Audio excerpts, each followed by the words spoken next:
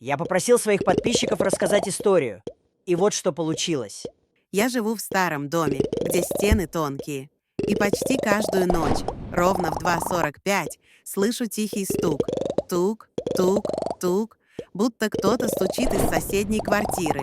Я думала, может, сосед не спит, ремонт, старый дом. Но однажды ночью стук стал сильнее и ритмичнее. Я подошла к стене и тоже постучала в ответ. Сразу же пришел ответный стук. Будто кто-то понимает. На следующий день я встретила соседку с этажа. Спросила, кто у нас за стенкой.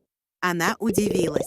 За этой стеной нет квартиры. Там старый пустой подъезд, который давно замуровали. Я не поверила. Ночью подошла к стене, приложила ухо и услышала голос. Шепотом.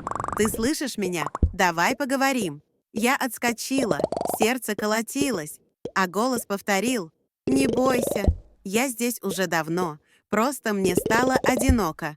Утром я собрала вещи, решила съехать, а перед уходом еще раз подошла к стене, и тогда услышала последний шепот. «Не уезжай, или мне придется выйти самому».